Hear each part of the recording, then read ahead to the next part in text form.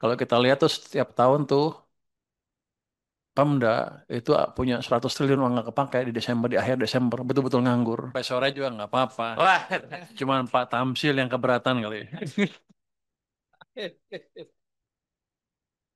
Ini udah saya jawab ya. Terima kasih Pak Ketua. Kalau saya lihat, oh, ini semuanya menggebu-gebu. Saya tulis aja hampir per buku nih. Pertanyaannya nggak ada yang gampang, semuanya susah. Tapi itulah ekonomi. Kita berhadapan dengan suatu scarcity apa? Kelangkaan. Jadi pintar-pintar kita mengatur apa yang kita punya biar hasilnya optimal. Jadi pasti nggak semuanya kepenuhin, tapi kita coba cari yang maksimum buat kita semua seperti apa. Tadi pinjaman daerah banyak ya tadi. Saya jawab dulu pinjaman daerah. Kita emang bisa dapat langsung ke Kementerian Keuangan. Tapi begini, kalau ada proyek pinjam ke kami nggak ada orang untuk menilai proyeknya bagus apa enggak. Jadi kami akan tugaskan SMI untuk bekerja sama dengan perusahaan daerah atau apapun sehingga clear hasilnya. Karena kan mereka didesain untuk menilai proyek bagus apa enggak, bisa return apa enggak, kelayakannya seperti apa, returnnya seperti apa. Jadi kami serahkan ke mereka. Kemarin agak tinggi kan, 2%. Ya. Minta berapa sih? Sebelum sebelum belum pernah. Saya bilang sama mereka kalau saya kasih 0,5% gimana, kamu bisa apa enggak. Jadi harusnya bunganya juga akan lebih rendah daripada bunga di pasar. Jadi itu. Jadi nggak usah takut tentang itu. Kita akan tambah uang ke SMB kalau proyeknya betul-betul siap. Jadi nggak usah khawatir. Kan kalau Pemda bikin proyek jelek juga nanti membebani Pemda kan ke belakangnya jelek juga. Jadi kita untung kalau ada PT SMI yang profesional, kita manfaatkan keahlian mereka untuk memastikan proyek yang yang dijalankan oleh Pemda ya paling nggak rugi-rugi amat lah. Ya kalau untung banyak juga enggak kan. Tapi paling nggak rugi. Paling nggak ada dampaknya ke rakyat dengan signifikan ya. Kalau bisa untung dikit ya syukur. Untuk rokok, ini karena Pak Ketua yang saya ingat yang terakhir dulu. Untuk rokok, jadi nggak akan kita bunuh, Pak. Justru bukan kita bina, bukan kita binasakan, tapi kita bina. Saya sudah saya sudah kirim orang-orang untuk berdiskusi dengan siapa juragan-juragan rokok yang gelap itu ketahuan kan namanya siapa aja untuk gabung dengan apa, kawasan disebut KIHT, kawasan industri hasil tembakau. Masuklah. Jadi masuk ke ini, masuk ke jaringan produksi yang legal. Dua-duanya untung, dia tenang, saya juga income-nya bisa nambah gitu kira-kira. Tapi yang jelas jadi terkendali semuanya. Dan saya jadi tahu kalau rokok asing yang masuk, kita langsung hajar sampai sampai pengimpornya. Tapi ketika campur sama rokok yang ilegal dalam negeri, kita agak bingung juga siapa yang ini lebih lebih susah kerjanya. Jadi seperti itu follow upnya. Dan mungkin kalau untuk kawasan Jawa Timur, Februari udah jalan semua mungkin. Kita mau ke Madura. Dengan Madura juga sudah diskusi. Siap ya? Dari Madura. Jadi kita sudah ngomong sama juragan-juragan di sana, akan ada yang ketemu dengan saya. Saya mau lihat seperti apa sih keberatannya dia. Tapi yang jelas mereka harus masuk ke tempat yang legal.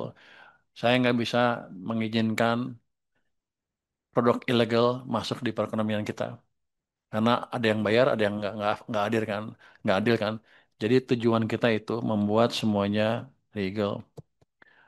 Suatu pertanyaan umum tadi dari semuanya adalah adjustment apa? Peningkatan TKD, penyesuaian TKD. Seperti apa? Kan semuanya ngeluh kan TKD terpotong. Mungkin rata-rata lebih dari 50%, ada yang 70%, ada yang 80% kepotongnya. Wah, terus terang proses itu saya nggak tahu, kan saya baru masuk kan. Saya juga bingung kenapa waktu itu bisa goal. Waktu itu bapak-bapak sama ibu-ibu apa nggak komunikasi dengan orang-orang DPR yang mewakili daerah bapak-bapak ibu-ibu. Tapi kelihatannya nggak haram kan komunikasi sama mereka. Kok boleh kan? Ya, saya nggak tahu kalau itu boleh kan ngomong angkatannya. Oh, Oke, ya kan kalau nggak setiap komisi minimal 33. Ya, seperti itu. Cuman kalau saya pikir ya, itu daripada bapak-bapak ibu ngomong ke saya, panggil aja DPR diskusi dengan bapak-bapak ibu. Seperti apa ininya, supaya ke depannya lebih rapi. Jadi itu, tapi ya gini, saya ditanya, ini emang menjadi apa salah satu pusat atau sumber kegalauan daerah dan bukan daerah aja. Kalau seluruh daerah resah kan berarti NKRI. Apa yang bisa kita lakukan? Saya nggak bisa rubah semuanya kan, karena kita juga ikut perintah dari atas kan. Saya nggak tahu. Harusnya DPR yang bisa beresin. Cuman begini, yang bisa saya janjikan, ini baru janji ya, dan akan saya usahakan. Perbaikilah penyerapan anggaran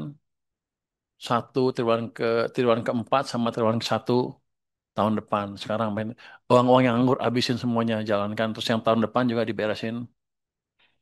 Sehingga saya bisa meyakinkan atas pimpinan-pimpinan saya di atas, ada banyak kan tuh, bahwa sepertinya daerah sudah bisa memperbaiki kinerjanya sehingga kita nggak usah curiga lagi dan kita akan coba adjust, atur lagi ke atas TKD-nya. Hitungan saya, kalau ekonomi kita triwulan pertama atau triwulan keempat ini, triwulan pertama tahun depan sudah let's say mendekati sekarang 5,6 lebih kan tebakan saya triwulan keempat 5,6 lebih. Nah, tahun depan mendekati 6%, harusnya pajak saya lebih bagus kan. Terus kalau swasta gerak lebih cepat dibanding sebelumnya, tax ratio akan naik setengah sampai 1%. Itu pendapatan kita harus 100 triliun atau sampai 200 atau lebih. Jadi pertaruhan saya itu, kalau kita perbaiki itu nanti kita bicara di akhir pertengahan triwulan kedua.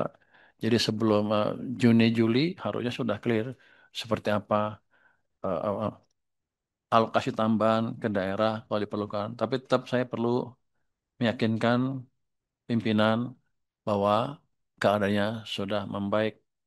Siapa lagi tadi ngomong? Untuk daerah saya mau ngomong tadi.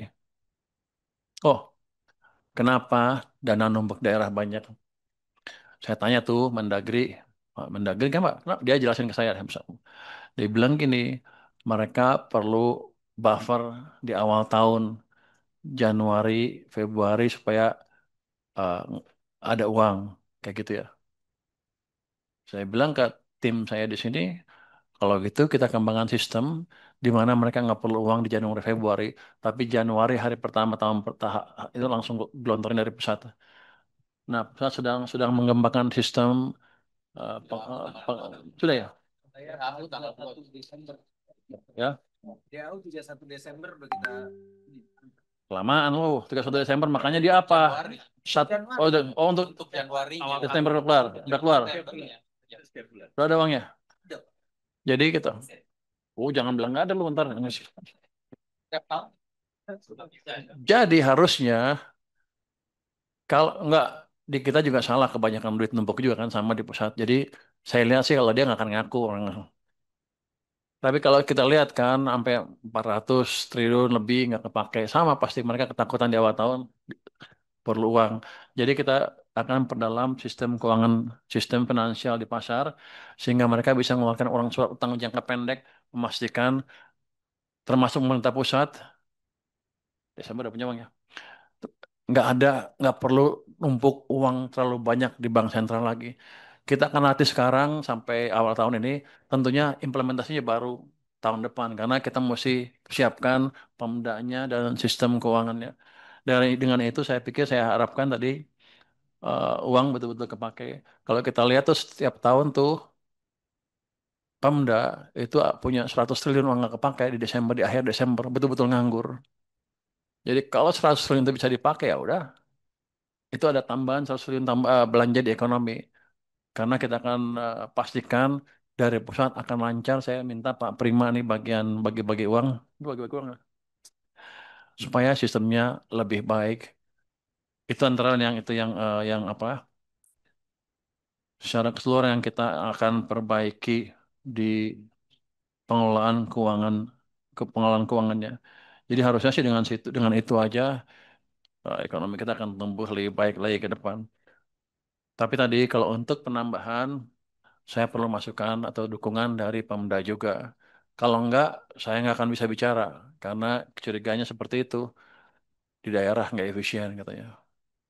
Bukan saya aja kan, Bapak juga tahu gitu kan. Tapi dari data kelihatan sekali ada 100 triliun setiap tahun nggak kepakai on average rata-rata ya. Itu mungkin yang umum. Ketika ada sesuatu yang tidak benar, kita suarakan. Ya bagaimana semua terangin dia sedumu ini? Ini manusia pecundang yang sangat merugikan bangsa kita ini. Saatnya jadi member eksklusif di channel YouTube Official iNews. Tantang lagi para tambah sumpah di atas Al-Quran. Dia pengen masuk TV. Konten-konten premium yang tidak tayang di TV. Live interaction. Halo pemirsa iNews, ini baru selesai. Emoji dan badge spesial. Reakses konten pilihan. Klik YouTube Official iNews. Join member hanya Rp10.000 per bulan.